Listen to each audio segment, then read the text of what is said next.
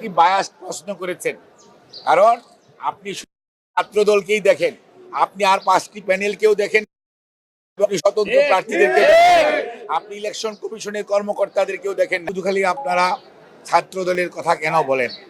সেখানে বিভিন্ন প্যানেল, স্বতন্ত্র প্রার্থী, ইভেন শিক্ষকরা পর্যন্ত নির্বাচন থেকে অনেকেই সরে দাঁড়িয়েছেন।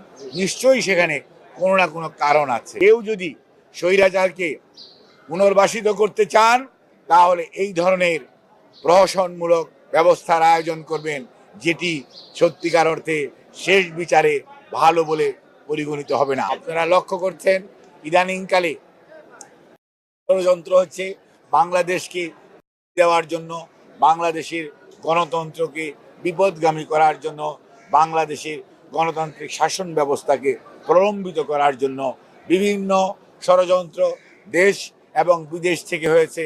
এখানে পলায়নকৃত স্বৈরাচার অথবা রাষ্ট্রবিরোধী শক্তি আজকে তারা তলে তলে ঐক্যবদ্ধ হচ্ছে, আঘাত করছে, যাতে বাংলাদেশ গণতন্ত্রের পথে পরিচালিত হতে না পারে, বাংলাদেশ বিশ্বের দরবারে একটি মডারেট ডেমোক্রেটিক কান্ট্রি হিসাবে যে তার সুনাম সেটি অক্ষুণ্ণ রাখতে না পারে, সেই লক্ষ্যে আজকে পলায়নকৃত স্বৈরাচার এবং দেশবিরোধী শক্তির ঐক্য, সেটি যদি আমাদের রুখতে হয়, তাহলে মনে রাখতে হবে দেশের সাধারণ মানুষকে ঐক্যবদ্ধ করতে হবে, তাদেরকে সাথে নিয়ে এবং গণতন্ত্রকামী মানুষকে সাথে নিয়ে আজকে আমাদের এই ষড়যন্ত্র রুখে দিতে হবে। মনে রাখতে হবে জনগণের শক্তির সামনে, জনগণের ইচ্ছার সামনে, জনগণের আকাঙ্ক্ষার সামনে গণতন্ত্রের প্রতি জনগণের যে অদম্য স্পৃহা, এটিকে থামিয়ে দেওয়ার শক্তি কোনো ষড়যন্ত্রকারীর নাই। কাজেই সব সময় সারা পৃথিবীতে দেখা গেছে, যখনই কোনো দুর্যোগ দুর্বিপাক আসছে, যখনই কোনো স্বৈরাচারের উদ্ভব হয়েছে, জনগণই সিদ্ধান্ত নিয়েছে। এবং বিগত 36শে জুলাই 2024 জনগণই সিদ্ধান্ত নিয়েছে।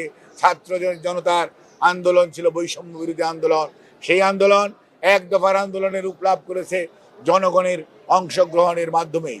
কাজেই আজকেও যারা দেশের গণতন্ত্রকে পিছিয়ে দেওয়ার, গণতন্ত্রকে প্রলম্বিত ফিরে আসাকে প্রলম্বিত করার অপচেষ্টা করছেন দেশে এবং বিদেশে বসে, তাদের হীন চেষ্টা জনগণের ঐক্যবদ্ধ প্রচেষ্টার উপর এবং সচেতনতার উপর কোনো দিনই স্থান পাবে না।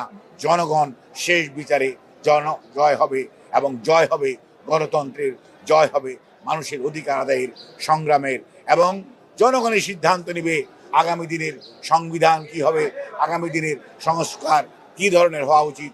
জনগণ যাদেরকেই নির্বাচিত করে সংসদে পাঠাবে। বিশ্ববিদ্যালয় সমূহের মধ্যে যে সংসদের যে নির্বাচন হচ্ছে আপনারা দেখতে পাচ্ছেন, এটি নিয়ে গতকালকে যে ডাকসু নির্বাচন হয়েছে, সেখানে শুধু খালি আপনারা ছাত্র দলের কথা কেন বলেন? সেখানে বিভিন্ন প্যানেল, স্বতন্ত্র প্রার্থী, ইভেন শিক্ষকরা পর্যন্ত নির্বাচন থেকে অনেকেই সরে দাঁড়িয়েছেন। নিশ্চয়ই সেখানে কোনো না কোনো কারণ আছে। কাজেই আমার বক্তব্য থাকবে অত্যন্ত সুস্পষ্ট। দেশের মানুষ 2009-এ ভোট দিতে পারে নাই, 14-তে ভোটারবিহীন নির্বাচন হয়েছে, 18-তে দিনের ভোট রাটে হয়েছে, 24-এ আমি আর ডেমির নির্বাচন হয়েছে। কাজেই বাংলাদেশের মানুষ নির্বাচনী ব্যবস্থার প্রতি আস্থা রাখতে চায়। যারা এই সমস্ত বিষয়ে সংশ্লিষ্ট, তাদের উচিত হবে এমন কোনো নির্বাচন আয়োজন না করা যে নির্বাচন নিয়ে মানুষের মধ্যে প্রশ্ন আসবে, মানুষ দ্বিধাগ্রস্ত হবে, মানুষ নির্বাচন থেকে প্রতিদ্বন্দ্বী দলসমূহ সরে যাবে। কাজেই কোনো বিভাজন আপনাকে আমাকে শক্তিশালী করবে না। মনে রাখতে হবে ঐক্যবদ্ধভাবে থাকলেই, তাহলেই স্বৈরাচার পালিয়েছে, স্বৈরাচার ফেরত আসার পথ সুগম হবে না। কিন্তু কেউ যদি স্বৈরাচারকে পুনর্বাসিত করতে চান, তাহলে এই ধরনের প্রহসনমূলক ব্যবস্থার আয়োজন করবেন, যেটি সত্যিকার অর্থে শেষ বিচারে ভালো বলে পরিগণিত হবে না। আমরা আর এই ধরনের কেউ নির্বাচন থেকে সরে দাঁড়াবে, সেই নির্বাচনের সাথে সম্পৃক্ত কর্মকর্তারা, শিক্ষকরা সরে দাঁড়াবে। আর নির্বাচনী প্রক্রিয়ার মধ্যে যে ধরনের ডাকসুতেও দেখলাম একজন সাংবাদিক অত্যন্ত দায়িত্ব পালনরত অবস্থায় শহীদ হয়েছে, গতকালকে দেখলাম ভোট গণনার সময় একজন শিক্ষক ইন্তেকাল করেছে।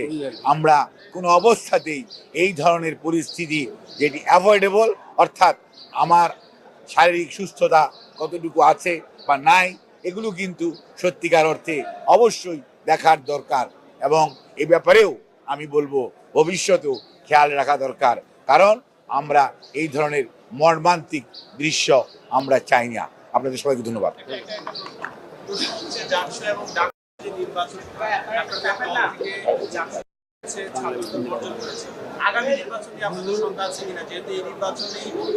আপনি একটি বায়াস প্রশ্ন করেছেন, কারণ আপনি ছাত্র দলকেই দেখেন, আপনি আর 5টি প্যানেলকেও দেখেন, স্বতন্ত্র প্রার্থীদেরকে আপনি ইলেকশন কমিশনের কর্মকর্তাদেরকেও দেখেন নাই। কাজেই আপনার এই ধরনের প্রশ্ন আরো মানুষকে বিভাজিত করবে। সাংবাদিক মানুষ, আমি আপনাকে অনুরোধ করব, আপনি যখন প্রশ্ন করেছেন আমি কোনো ক্রস করি নাই। আমি যখন কথা বলবো আপনি ক্রস করবেন না। এবং আমি আপনাকে স্পষ্টভাবে বলে দিতে চাই, আপনারাও যারা গণমাধ্যম কর্মী, আপনাদের যথেষ্ট ভূমিকা ছিল, আছে এবং ভবিষ্যতেও থাকবে। কিভাবে দেশকে, গণতন্ত্রকে ধরে রাখা যায়, প্রাতিষ্ঠানিক রূপ দেওয়া যায়, সেই জন্য আপনারাও যার যার অবস্থান থেকে দলীয় কোনো আনুগত্য না, দেশের মানুষের প্রতি আনুগত্য থেকে দায়িত্ব পালন করবেন।